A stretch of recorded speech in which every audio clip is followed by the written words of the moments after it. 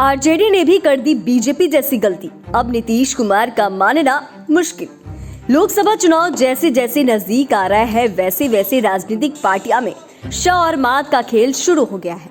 वैसे लोकसभा चुनावों में असली मुकाबला तो इंडिया और एनडीए गठबंधन में होगा, लेकिन इसके पहले आरजेडी और जदयू के रिश्तों में जमी बर्फ की दीवार इस ठंड में और बढ़ती नजर आ रही है। इसी कड़ी में आरजेडी की तरफ से कुछ ऐसा बयान आया है जिसको लेकर नीतीश कुमार पहले भी बीजेपी को झटका दे चुके हैं। ऐसे में क्या अब महागठबंधन सरकार की उल्टी गिनती शुरू हो गई है? आइए इस वीडियो में हम इसी मुद्दे पर चर्चा करते हैं। आपको बता दें कि बिहार में नीतीश कुमार की इंडिया गठबंधन से नाराजगी की चर्चा जग जाहिर है। वहीं कहा तो यह भी जा रहा है कि जदयू और आरजेडी के रिश्तों में भी खटास आ गई है। हालांकि इसको दूर करने के लिए राबड़ी आवास में नीतीश कुमार और लालू यादव मिले भी, लेकिन इस मुलाकात में कहीं न कहीं वो गर्माहट नहीं दिखी जिसकी लोग अपेक्षा कर रहे थे। हालांकि लालू परिवार की तरफ से बात बनाने की कोशिश की जा रही थी कि अचानक आरजेडी ने वही गलती कर दी जिसके कारण नीतीश कुमार ने बीजेपी से गठबंधन तोड़ लिया था। तो क्या एक बार फिर बिहार में बड़ा सियासी उलटफेर का स्क्रिप्ट तैयार हो रहा है? यह बड़ा सवाल है।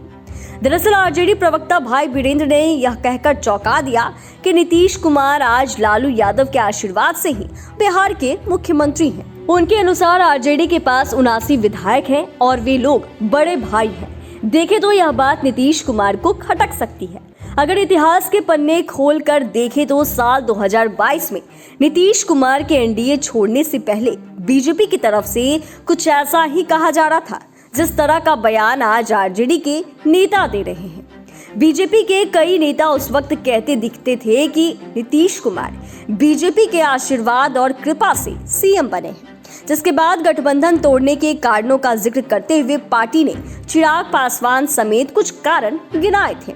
उनमें एक ये भी था कि बीजेपी के छोटे छोटे नेता बयान दे रहे थे कि कम सीट जीतने के बाद भी नीतीश कुमार बीजेपी की कृपा से मुख्यमंत्री बने हैं। जदयू के अनुसार बीजेपी नेतृत्व को इस तरह की बयानबाजी रोकने के लिए कहा गया था, लेकिन वो रुका नहीं। इसीलिए जदयू ने एनडीए से किनारा कर लिया। ऐसे में आरजेडी नेता की तरफ से ऐसी ही बयान पर कयासों का बाजार गर्म है। वैसे भी नीतीश कुमार इस वक्त इंडिया गठबंधन के रवैये से नाराज है।